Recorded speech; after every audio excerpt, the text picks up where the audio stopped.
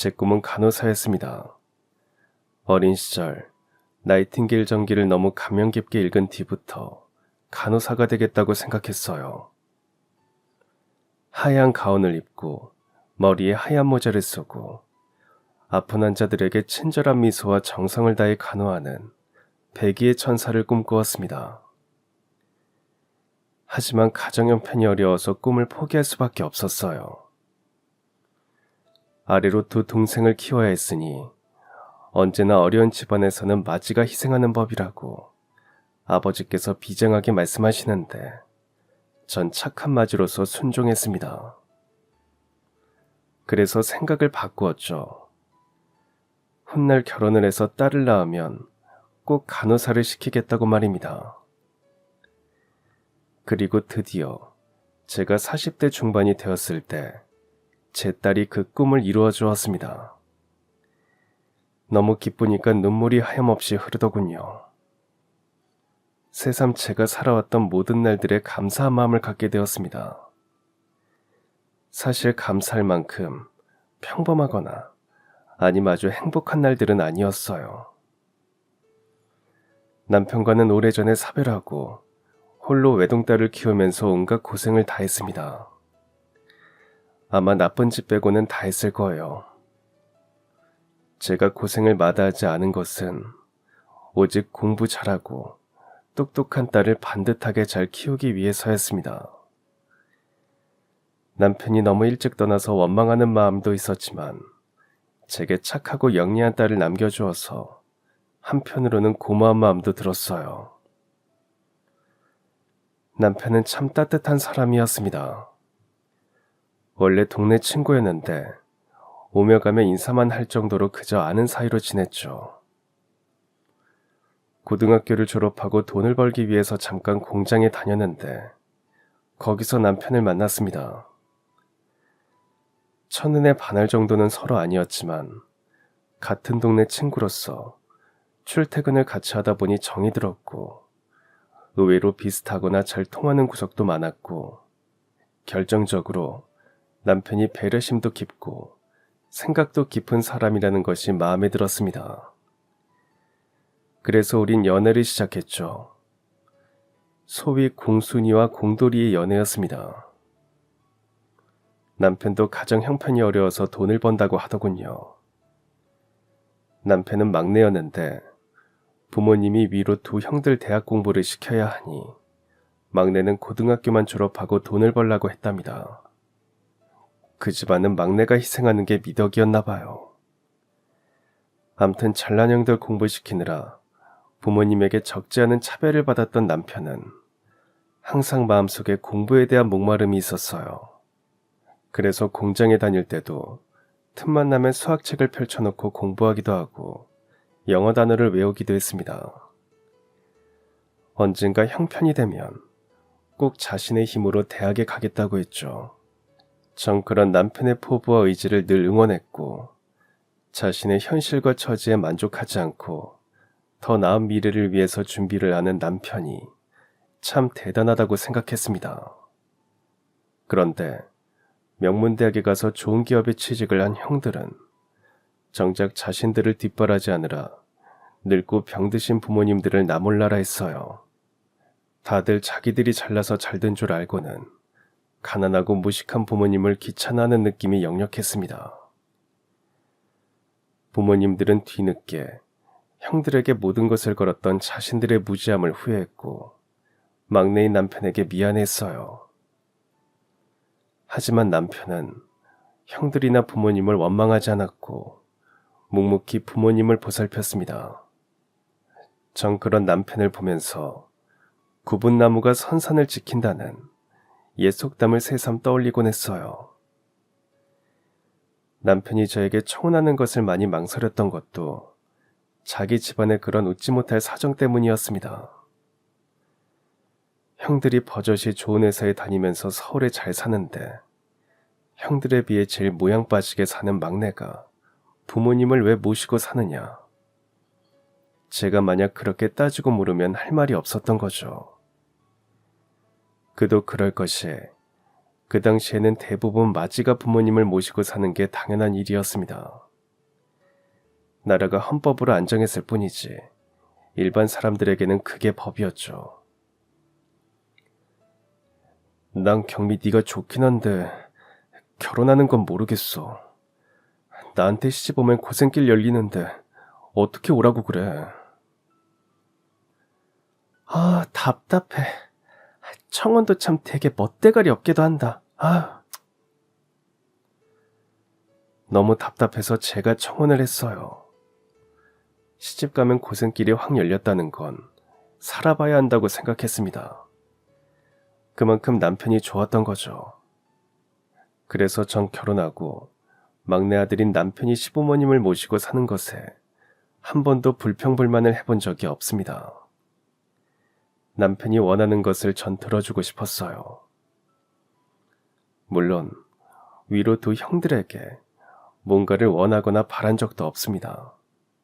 시아주버님들과 형님들이 명절에 연락도 없고 오지 않아도 전 꼬박꼬박 안부 문자를 드렸고 해마다 텃밭에 농사지은 고추며 호박, 옥수수, 감자, 고구마를 바리바리 싸서 부치곤 했어요.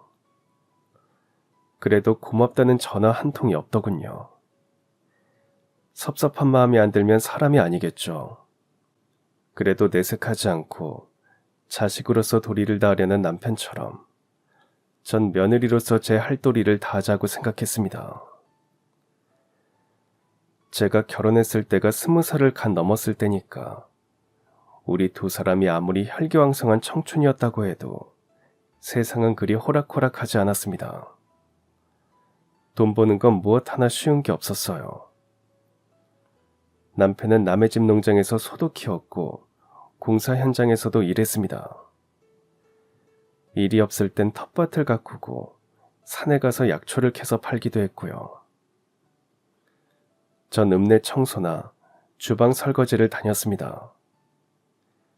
어쩌다 주방장이 안 나오는 날엔 주방일도 봤는데 제가 만들어낸 음식이 너무 맛깔스럽다고 한 번은 식당 사장님이 당장 주방장 일을 해보라고 했지만 고개를 저었습니다. 그건 주방장 언니에게 할 도리가 아니었죠. 당장 눈앞의 이익보다 전 사람과의 관계나 제 할 도리에 더 신경 쓰는 사람이었습니다.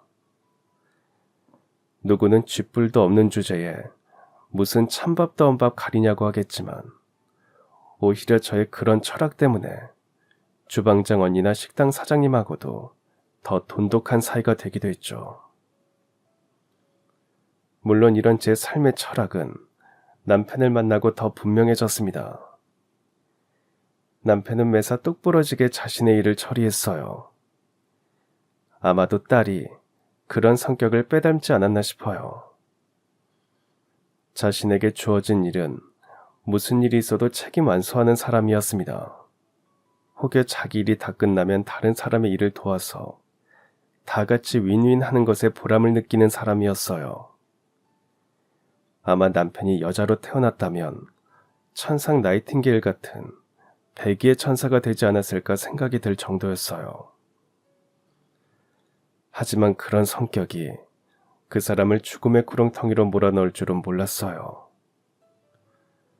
어느 날 공장에 일을 나갔던 남편은 자신의 할당량을 다 채우고 난 뒤 동료가 그날따라 컨디션이 안 좋아서 일을 다 마치지 못하자 돕기로 했답니다.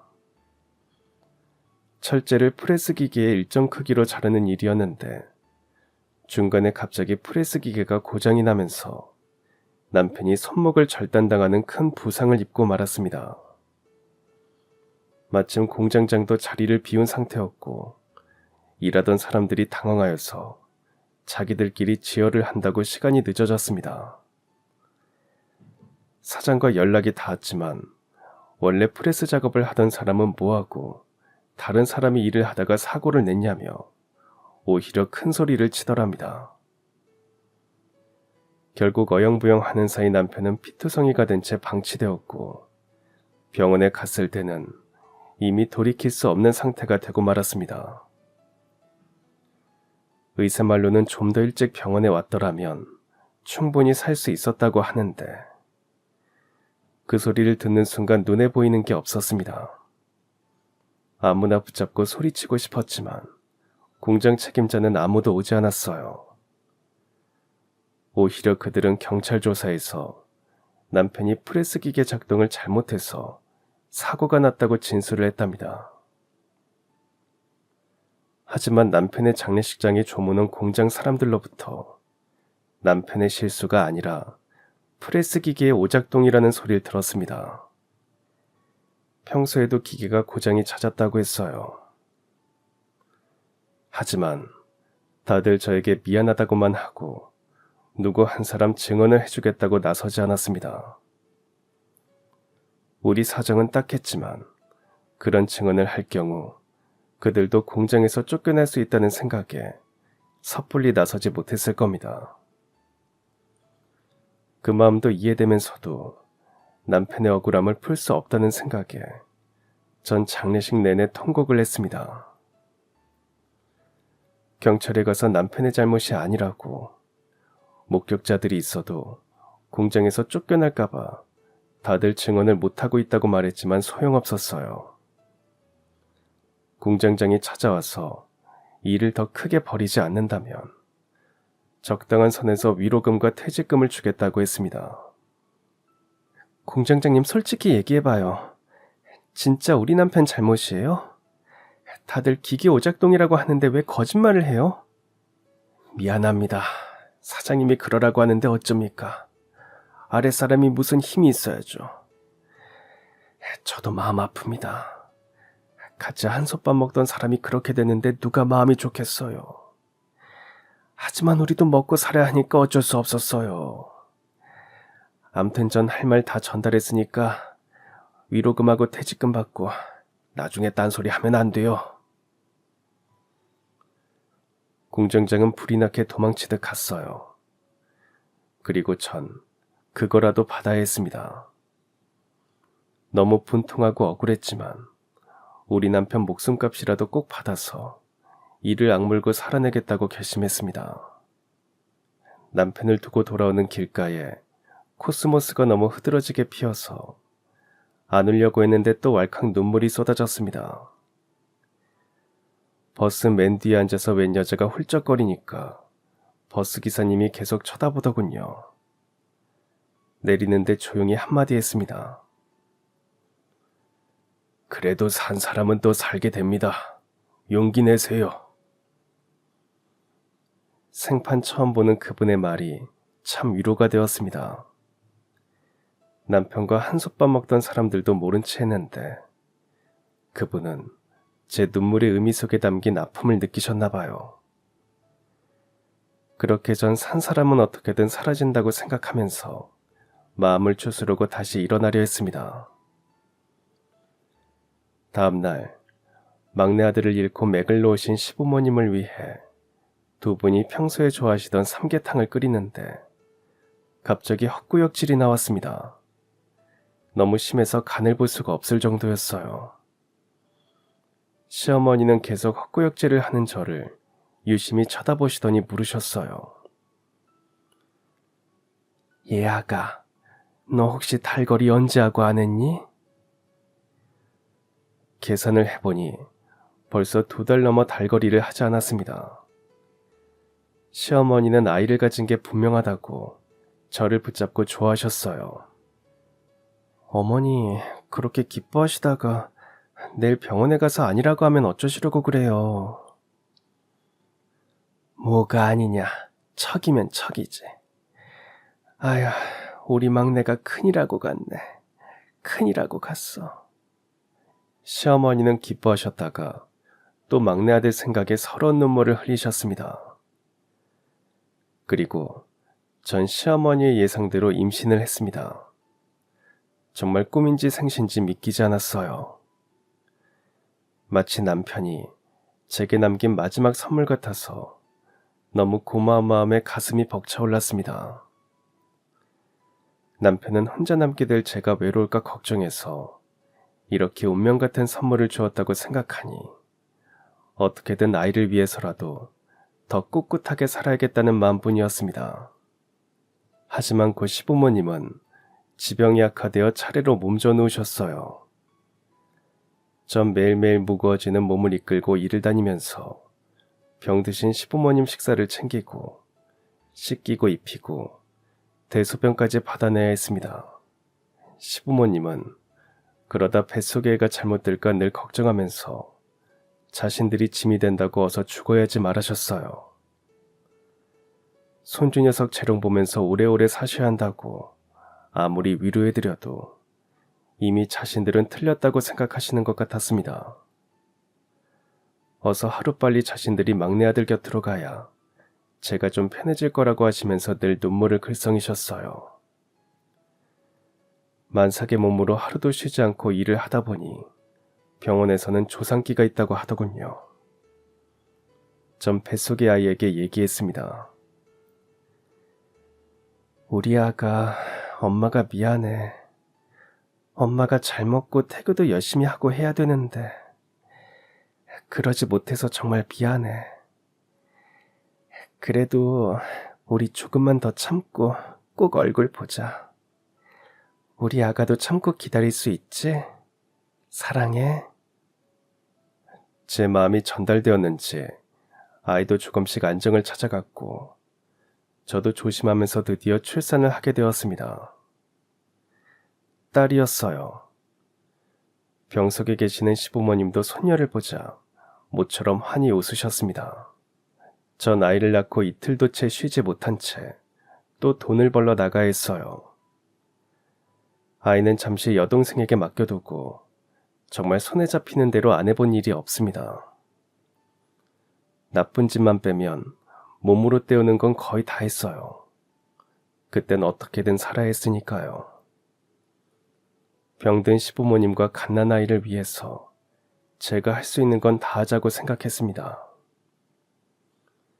하지만 시아버님이 지병으로 돌아가시고 석 달 뒤 시어머님도 차례로 돌아가셨습니다.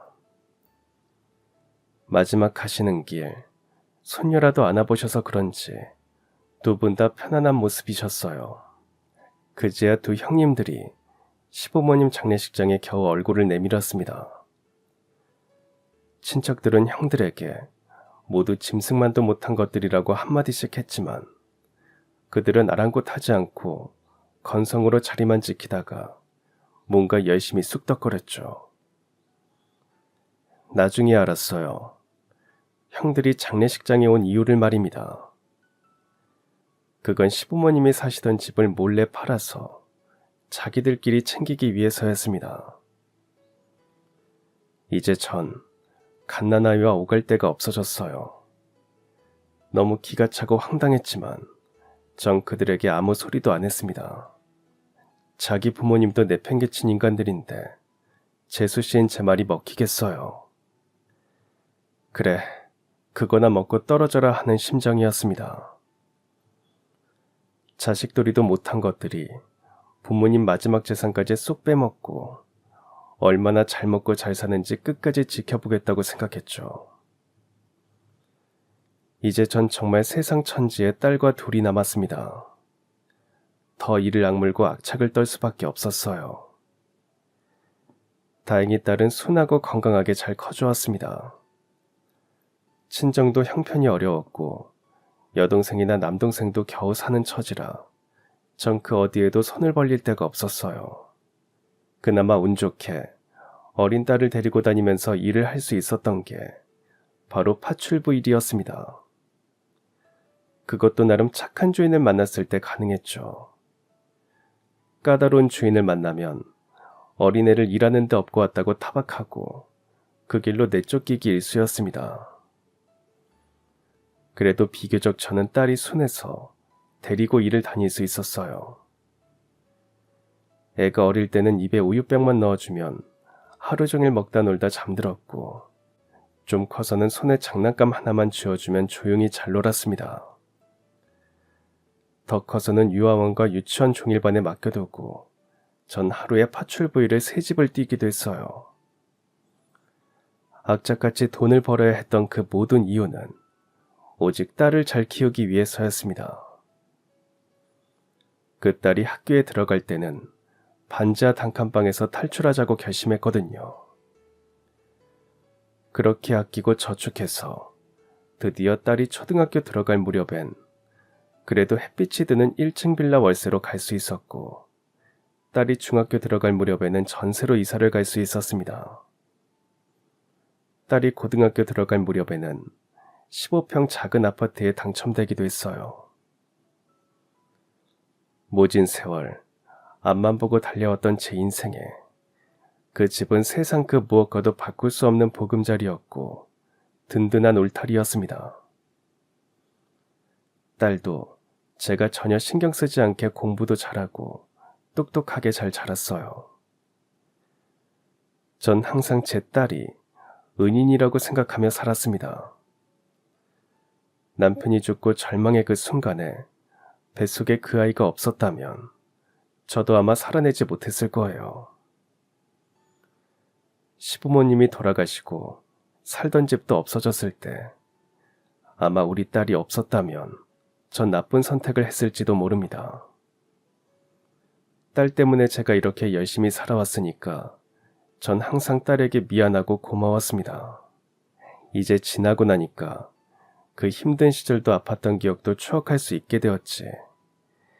사실 그땐 하루에도 12번 이상 온갖 나쁜 생각을 다 했어요. 남편이 허망하게 죽고 난 뒤 야박한 세상 인심을 알았을 때도 죽고 싶었고, 뱃속의 아이를 어떻게 낳아 길러야 하나 막막해서 죽고 싶었고, 시부모님 대소변을 받아내는 그 모든 순간들은 사실 너무 힘들어서 도망치고 싶었습니다. 아이를 낳자마자 돈을 벌기 위해서 산후조리도 못한 몸을 이끌고 집을 나설 때 제 삶이 너무 기고하고 팔자가 너무 사나워서 혼자 참 많이 울기도 했어요. 시부모님 돌아가시고 난 뒤 형들이 집을 몰래 팔아 사라지고 난 뒤에는 어쩜 저렇게 도리도 모르는 것들은 세상 떵떵거리고 잘도 사나 싶어서 산다는 것 자체가 너무 지긋지긋한 적도 수백 번은 넘었습니다. 그래서 전 그 모든 상처와 아픔과 고통을 어느 누구에게도 털어놓지 못한 채 혼자서 달래기 위해 매일 일기를 썼어요. 그냥 하고 싶은 말을 막 하고 나면 속이 좀 시원해졌고, 어느새 제 자신을 돌아보게 되고 저에게 용기와 위로를 주게 되었습니다. 그 일기장이 10권이 넘게 되었을 때 딸이 대학에 합격하던 날이었어요. 간호사가 되고 싶었던 엄마의 꿈을 대신 이뤄준 장한 딸에게 전 그 힘든 세월을 견디게 해준 제 일기장을 주었습니다. 엄마가 글재주가 있는 것도 아니고 그냥 매일매일 엄마 생각을 적은 거야. 네가 볼 때 내용도 엉망이고 좀 부끄러울 수도 있는데 이게 엄마가 널 키우고 살아낸 흔적이라고 생각해. 너도 언젠가는 이 세상이 만만치 않고 살아간다는 것이 너무 지옥 같은 날도 있을 거야. 그때 엄마가 써내려간 눈물의 일기장을 읽으면서 위로하고 용기를 얻고 다시 일어서기 바란다. 하지만 지금은 읽지 말고 언젠가 그런 날이 없기를 바라지만 정말 언젠가 너도 너무 죽을 만큼 힘들 때 그때 읽어.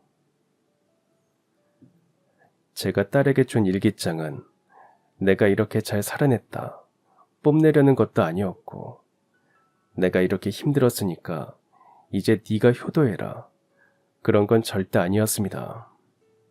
인생을 살면 누구나 한 번쯤, 아니 수십 수백 번쯤은 살기 싫을 때 그저 인생 선배로서 담담해 해주고 싶은 말들을 딸에게 전하고 싶었습니다. 제 딸은 총명해서 그런 엄마의 속 깊은 마음을 잘 이해해 주었어요. 딸이 간호학과를 졸업하고 종합병원 간호사가 되었을 때 저는 이제 더는 여한이 없었습니다. 동네 사람들은 어디서 그렇게 영리한 딸이 나왔냐고 다들 한마디씩 하곤 했어요. 저도 모르겠어요. 제 뱃속으로 나온 아이인데 가끔은 어느 별에서 뚝 떨어진 신기하고 기특한 녀석 같다니까요. 딸은 학교 다닐 때도 언제나 명랑하고 발랄하고 리더십도 강했습니다. 반장을 늘 도맡아 했는데 모범생 딸의 엄마가 파출부를 다닌다는 소문이 나면 혹여 딸에게 피해가 갈까 일부러 먼 곳으로 파출부를 다니곤 했습니다. 하지만 어느 날 파출부 다니던 집에 친척이 놀러 왔는데 바로 딸의 반 친구였어요. 제가 파출부 일을 하던 그 집은 그 친구의 이모 집이었고요. 결국 반장 엄마가 파출부 일을 한다는 소문이 학교에 일파만파 퍼지고 말았습니다. 전 딸의 눈치만 보느라 전전긍긍했지만 어느 날 딸은 저에게 부탁을 하는 겁니다. 엄마, 이번 내 생일 얼마 안 남았는데 혹시 그날 친구들을 집에 초대할까 하는데 괜찮겠어요? 엄마가 솜씨 쫙 발휘해서 차려주세요. 딸이 도대체 무슨 생각을 하고 저러는지 궁금하고 긴장되고 그랬지만 영리한 녀석이니까 뭔가 이유가 있겠지 싶었습니다. 그리고 전 딸 생일에 그야말로 상다리가 휘어질 정도로 차렸어요. 그리고 딸의 반 친구 10명 정도가 생일 초대를 받고 왔습니다. 처음엔 파출부 일을 한다는 저를 힐끔 쳐다보며 건성으로 인사를 하더군요. 딸은 그 친구들 앞에서 당당히 절 소개했습니다. 인사해, 우리 엄마야. 우리 엄만 아버지가 일찍 돌아가시고 할아버지 할머니 대소변을 받아내면서 고생하셨고 나를 가지시고 만삭의 몸으로 일을 나가셔야 했어. 아버지도 안 계시니까 엄마가 가장이셨거든. 나를 낳고도 어린 나를 어디 맡길 데가 없어서 늘 데리고 파출부 일을 나가셨어. 어린 딸을 데리고 일을 갈 수 있는 곳이 유일하게 파출부 일이셨대. 여자 혼자 자식 키우는 게 얼마나 힘든지 난 우리 엄마 보면서 항상 느꼈어. 남 돈을 훔친 것도 아니고 남 등쳐먹지도 않고 우리 엄만 그렇게 매일 자신의 힘으로 열심히 사셨어. 난 그런 엄마를 세상에서 제일 존경해. 우리 엄만 오직 딸인 나를 잘 키우기 위해서 파출부 일을 하시는 거야. 너희들 아버지가 직장에 다니시는 것과 같이 우리 엄마 직업이 파출부일 뿐이야. 그러니까 괜한 오해는 말아줘. 난 무슨 일을 하든 진심을 다하고 열심히 하는 사람이 세상에서 제일 존경받고 인정받아야 한다고 생각해. 그날 딸의 솔직한 말에 친구들은 모두 눈시울을 붉혔고 자신들의 오해에 죄송하다고 오히려 저에게 고개를 숙였습니다. 저도 괜찮다고 울컥했어요. 딸 친구들의 응원과 위로를 받으니 정말 그동안의 모든 아팠던 기억들마저 저를 빛나는 존재로 만들어주는 것 같아서 너무 행복했습니다. 그리고 딸이 정말 훌륭하게 잘 자라준 것도 너무 감격스러웠어요. 전 친구들에게 일일이 음식들을 싸주면서 언제든 밥 먹고 싶을 때 오라고 한 명씩 꼭 안아주었습니다. 그렇게 착하고 똑똑한 딸은 간호사가 되고도 실력을 인정받았어요. 배려심도 깊고 생각도 깊었죠. 무엇보다 예민하고 신경질적인 환자들을 전담하다시피 했습니다. 하루는 병원 VIP룸에 아주 까탈스럽고 예민한 사모님이 입원을 했대요. 뭐 중소기업 사모님이었는데 사장님이 얼마 전에 급성 심근경색으로 돌아가시고 난 뒤 우울증이 심해져 결국 입원을 했답니다. 하지만 상담도 안 하겠다, 주사도 안 맞겠다, 약도 안 먹겠다면서 계속 버티기만 한다는 겁니다. 하루 종일 멍하니 앉아서 있다가 갑자기 울다가 또 갑자기 화를 벌컥 내는 통에 주치의부터 간호사들이 골치가 아파서 난감해하고 있었죠. 결국 우리 딸이 VIP룸 사모님을 맡게 되었습니다. 딸은 첫날부터 무리하게 사모님에게 주의사항을 말하거나 주사를 억지로 맞아야 한다고 하거나 그런 얘긴 일절 하지 않았답니다. 안녕하세요, 이미숙 환자분. 저는 오늘부터 이미숙 환자분을 전담하게 된 김효성 간호사라고 합니다. 불편하신 사항이나 말씀하실 일이 있으면 언제나 벨을 눌러주세요. 그렇게 할 말만 하고 딱 나왔죠. 다른 간호사와는 좀 차별적인 전략으로 나갔대요. 물론 그때까지도 사모님은 쳐다보거나 궁금해하진 않았습니다. 둘째 날엔 딸이 출근하다가 후레이지아 꽃이 너무 예쁘게 핀 것을 보고는 한 다발을 사서 사모님 병실에 꽂아두었답니다. 오는 길에 후레이지아가 너무 예뻐서요. 여기 꽂아두니까 한 번씩 보고 싶을 때 보세요. 꽃도 생명이라 그 방의 주인이 어떤 표정인지 어떤 생각을 하는지 다 알아챈답니다. 이 꽃이 일주일 안에 시들해지면 아마도 환자분의 생각과 표정 때문일 거예요. 다소 환자에겐 도발적인 말일지도 모르겠지만 딸은 그 환자에겐 나름의 충격요법이 필요하다고 생각했답니다. 그랬는데 날마다 병실에 들어와서 살펴보면 꽃병에 물이 언제나 가득 차 있었대요. 그리고 창문도 조금 열려 있고 햇빛이 잘 드는 곳에 꽃병이 옮겨져 있기도 하고요. 나름 좋은 신호였죠. 환자가 꽃을 살리려는 그 마음속엔 자신도 살고 싶어하는 마음이 담겨 있다고 하더군요. 호레지아 꽃말이 뭔 줄 아세요? 이미숙 환자분? 그제야 사모님이 처음으로 딸을 넌지시 쳐다보았대요. 마치 내가 그런 것도 모르는 줄 아느냐 하는 눈빛이더랍니다. 제가 찾아보니까요. 순수, 천진난만, 기쁨, 사랑, 열정, 그렇더라고요. 꽃말 참 좋죠? 그건 겉으로 드러나는 후레지아의 꽃말이에요. 간호사님이 이름이 김효성 간호사입니다.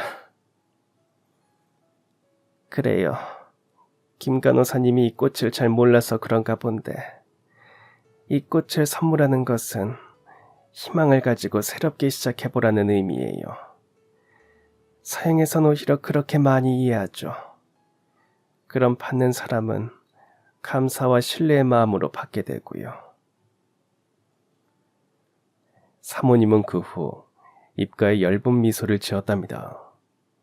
그러니까 결국 몸이 아파서 병원에 오건 마음이 아파서 병원에 오건 그들에게 필요한 것은 약이 아니라 진심으로 마음을 이해하고 스스로 용기를 낼 때까지 기다려주는 게 아닌가. 딸은 큰 교훈을 얻었다고 했습니다. 전 그 딸이 또 성큼 성장한 것 같아서 너무 기특했어요. 그 다음날부터는 사모님이 창가에 앉아서 책을 보시더랍니다. 그리고 딸이 들어오자 커피를 마실 수 있겠냐고 처음으로 먼저 말을 걸었대요. 딸은 사모님의 취향을 물어서 커피를 직접 내려서 가져다 주었습니다. 사실 딸은 커피 마니아였어요. 따로 원두를 사서 자기 방식대로 비율을 맞춰 직접 볶고 갈아서 내려 먹었죠. 다른 건 다 돈을 아끼는데 커피만큼은 사치를 부렸어요. 유일한 딸의 사치이자 취향이라 존중해 주었지만 어쩌다 딸이 내린 커피를 마시면 쓰기만 쓰고 무슨 맛인지 전 모르겠더군요. 그런데 희한하게도 사모님은 딸이 내려준 커피 맛에 완전 빠지고 말았습니다.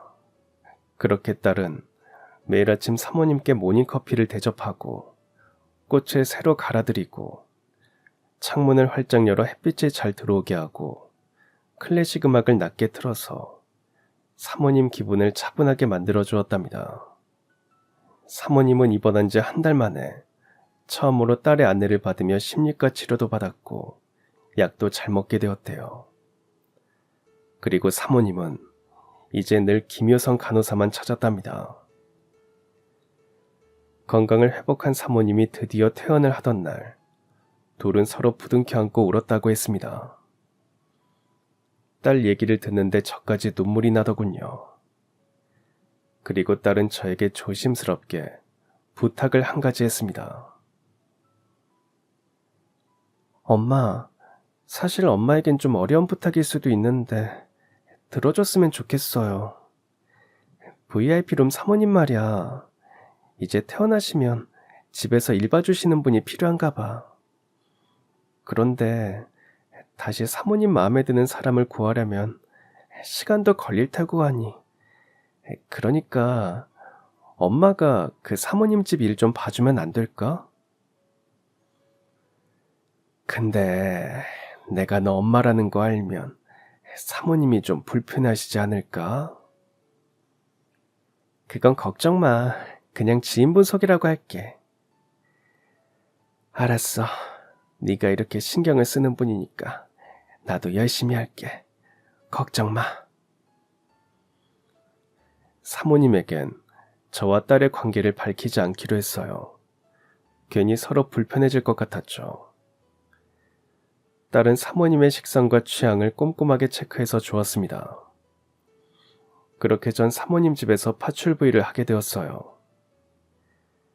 사모님은 우아하게 생겼고 모든 행동이 다 고급스러워서 괜히 저도 조심하고 진중해졌습니다. 전 딸에게 열심히 커피 내리는 법을 배워서 사모님께 커피를 내려드렸더니 어디서 이렇게 고급진 기술을 배웠냐고 좋아하셨어요. 그리고 사모님 입맛대로 식단을 짜서 매일 식사를 차리니까 어느새 제 솜씨를 인정하시더군요. 워낙 사모님이 깔끔한 성격이라 전 매일 먼지 한 톨도 없게 깨끗하게 청소도 했습니다. 사모님은 첫 월급을 주시던 날 저에게 처음으로 물어보셨어요. 이런 말 물어봐도 신뢰가 안 될지 모르겠지만 남편은 뭐 하시나요? 오래전에 하늘나라로 갔습니다. 어머, 미안해요. 나도 남편 먼저 보낸 사람이라 아줌마 마음 알아요. 그럼 자식은요? 딸 하나 있어요. 혼자 키우시느라 힘드셨겠어요. 전 아들 하나 있어요. 김효성 간호사 추천이라 믿었는데 역시 안목이 높네요. 이렇게 좋으신 아주머니도 다 구해주고 우리 앞으로 쭉 잘 지내봐요. 그러다 문득 제 나이를 물어서 대답했더니 자기하고 동갑이라고 너무 좋아했습니다. 무슨 운명처럼 생일도 같다면서 사모님은 놀라워하셨어요.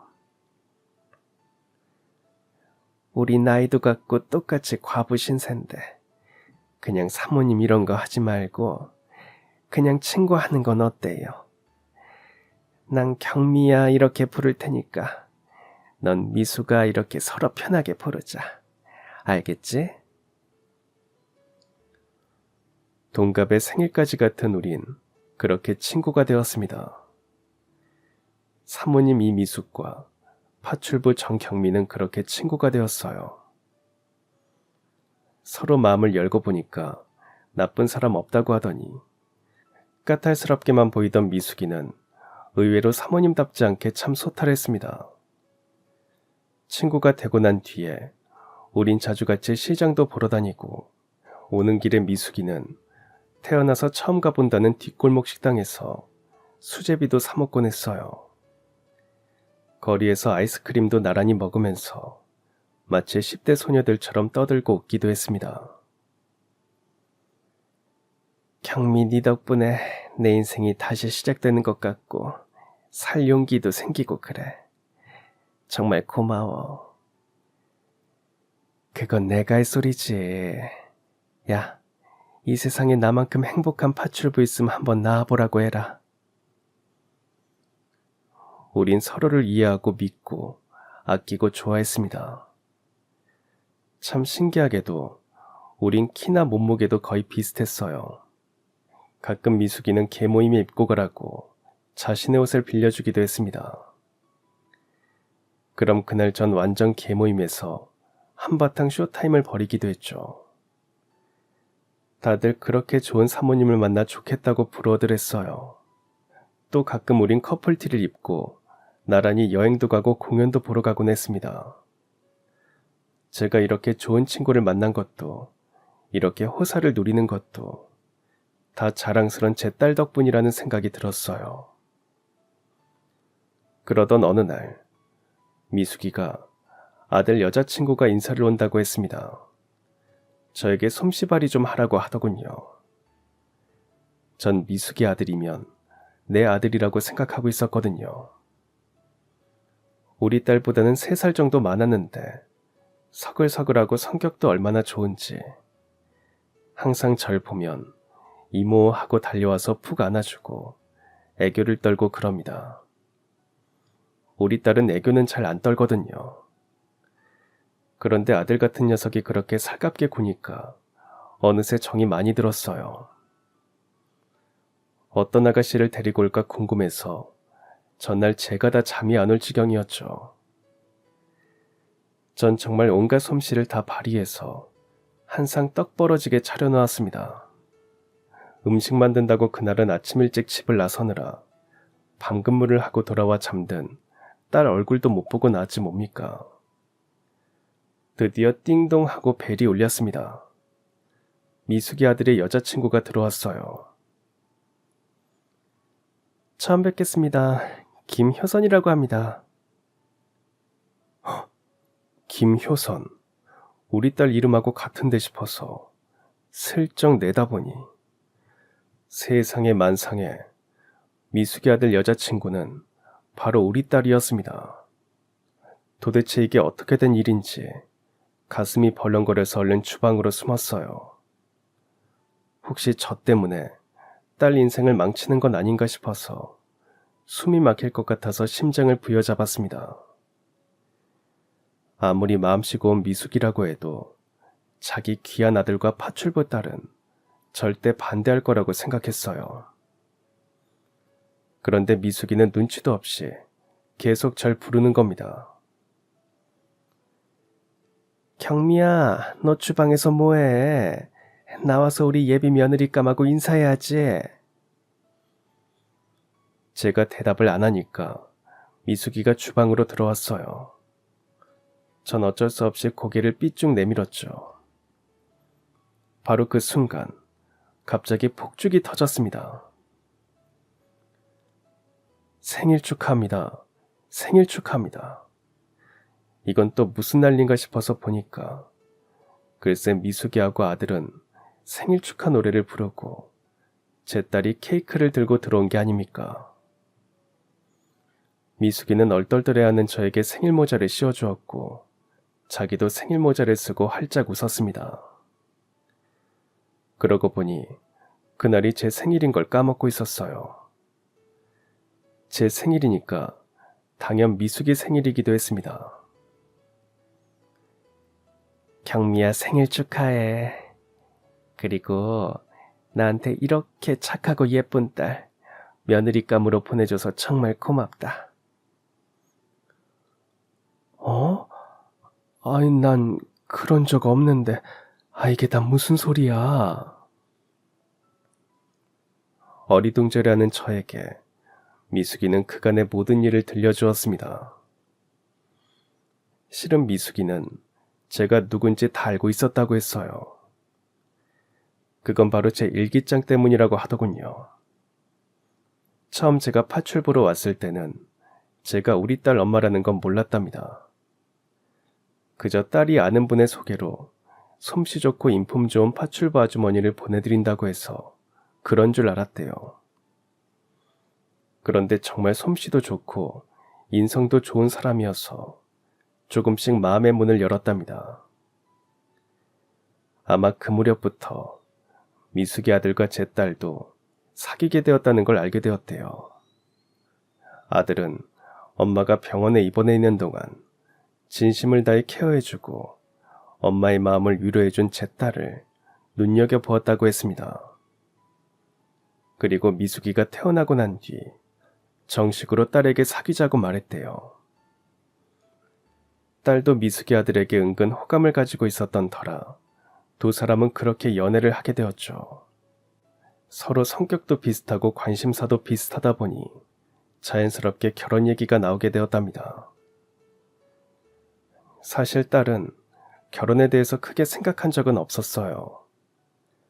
제가 항상 30 넘기기 전에 시집가라고 하면 요즘 세상에 30 전에 시집가는 게 더 이상하다고 오히려 절 타박했습니다.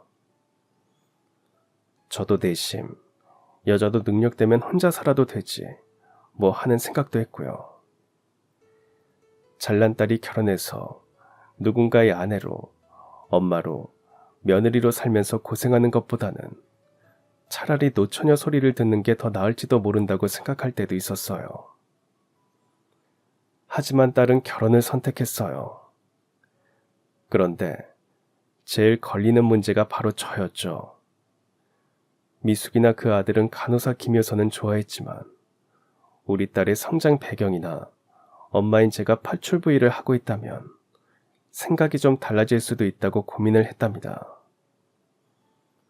더구나 일이 이렇게 될 줄도 모르고 딸은 저에게 미숙이네 파출부를 권했던 거고요.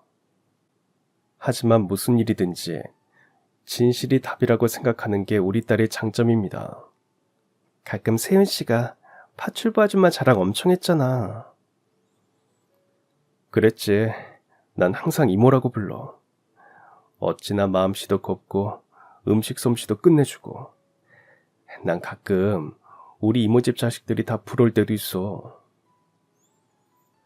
그 자식이 나야. 그분 내가 처음 세윤 씨 집에 보낸 거야. 우리 엄마는 원래 파출부 일을 하셨고 사모님 안목을 최대한 잘 맞출 사람은 우리 엄마밖에 없겠다 싶어서. 그래서 그냥 지인이라고만 말하고 엄마에게 부탁한 거야. 우리 엄마라는 걸 알면 부담스러울까 봐. 하지만 그땐 정말 사모님을 위해서 다 맞춰주고 이해해주는 파출부가 필요해서 그랬어. 혹시 기분 나쁘게 했으면 미안해. 그게 왜 기분 나빠? 넌 우리 엄마를 위해서 최대한 배려한 건데. 그래도 엄마가 파출부라고 하면 사모님은 아마 며느리감으로는 싫어하실 거야. 아휴, 지금 두 분은 완전 절친이야. 서로 죽고 못 산다고. 혹시 그렇게 마음에 걸려? 내 입장에선 조심스럽지 당연히. 그럼 엄마 파출부 일을 그만두시게 하면 어때? 딸은 잠시 고민하는 듯 했지만 결론을 내렸답니다. 파출부는 결코 부끄러운 직업이 아니고 자신을 키워준 우리 엄마의 멋진 직업이라고 말입니다. 그런 엄마의 인생을 사모님께 당당히 인정받자고 생각했대요. 그래서 사모님께 제 일기장을 보여드렸답니다. 그 일기장을 읽으며 미숙이는 많이 울고 많이 감동받았고 저를 친구 그 이상으로 존경하게 되었다고 하는데 정말 뭉클했습니다. 특히 그 대목이 너무 가슴이 아렸대요. 남편을 허망하게 떠나보냈고 돌아오던 길가에 피어있던 코스모스 꽃길에 대한 부분은 정말 통곡을 하고 읽었답니다. 그리고 그 다음날 제가 입덧을 했고 남편의 마지막 선물이라고 너무 좋아하면서 울었다는 대목에선 미숙이도 이미 떠나보낸 남편을 떠올렸고 자신에게 남겨진 아들을 생각해서 더욱 감정이입이 되었답니다. 그리고 너무 행복해서 오히려 눈물이 났던 부분도 있었대요. 우리 딸이 드디어 제 대신 간호사의 꿈을 이룬 날이었죠. 전 그날 이제 죽어도 여한이 없다고 적어두었습니다.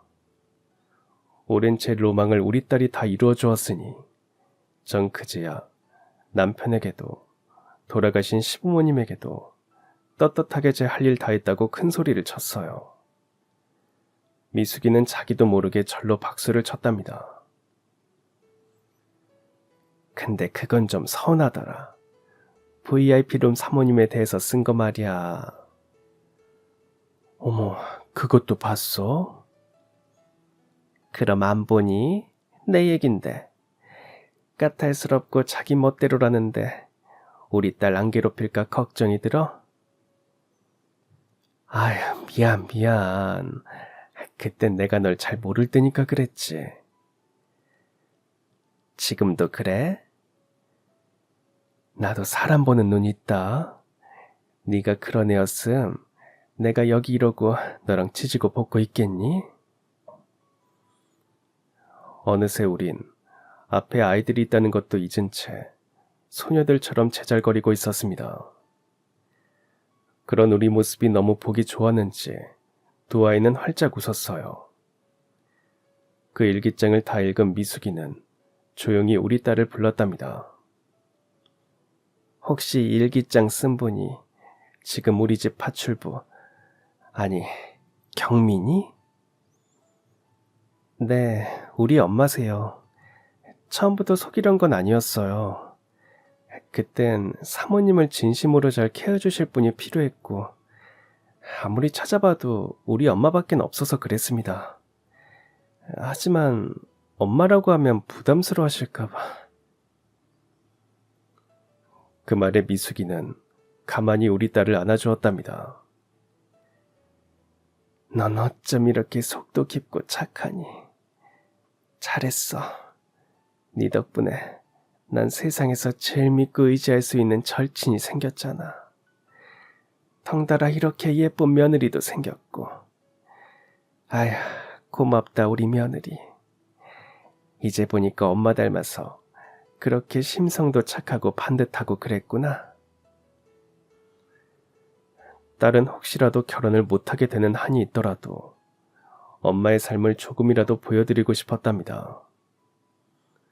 엄마로서, 여자로서 힘든 삶의 여정을 살아낸 제가 사모님에게 조금은 위로가 되고 생각해볼 여지를 줄 수 있다면 그것만으로도 괜찮다고 믿었대요.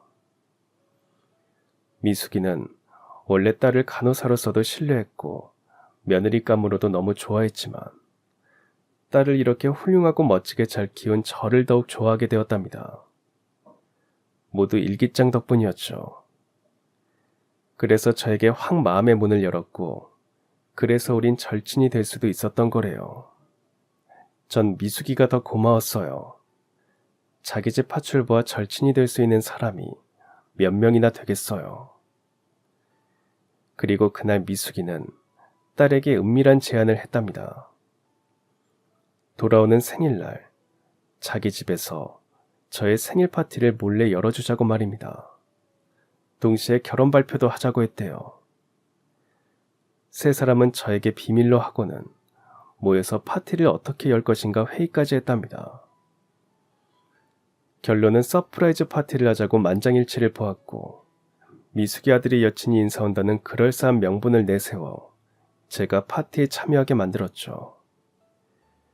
결국 이렇게 제 평생에 길이 남을 잊지 못할 생일 파티를 맞이하게 되었습니다. 전 그저 너무 행복하고 좋아서 눈물만 펑펑 쏟았어요. 미숙이는 저를 꼭 안아주었습니다. 아이고, 이렇게 좋은 날 왜 울어? 우리 착한 경미가 그동안 잘 살아낸 덕분이야. 그러니까 앞으로 나랑 마음껏 즐기면서 사는 거야. 알겠지? 이렇게 영민하고 따뜻한 딸을 며느리로 보내줘서 고맙다 내 친구. 사돈 낱말하시네. 내가 하고 싶은 말이야.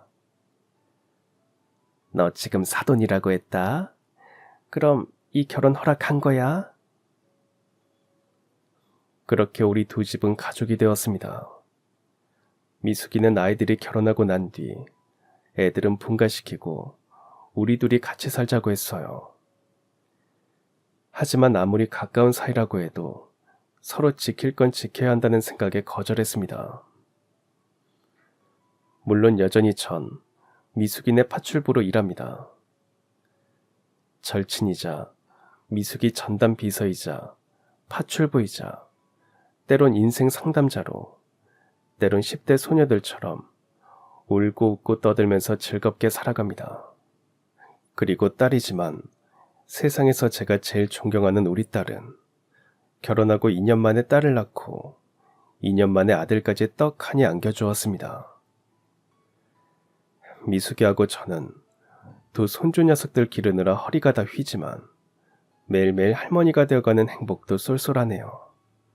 세상에서 제일 다정한 우리 사위는 바깥 사돈 회사를 물려받아서 잘 경영하고 있습니다.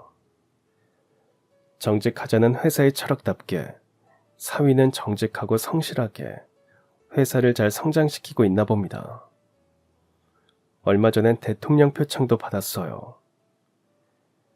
삶은 참 오래 힘들었지만 그 고단함이 결코 그냥 흩어지는 바람이 아니라는 것을 전 새삼 60을 바라보는 이 나이에 깨닫습니다.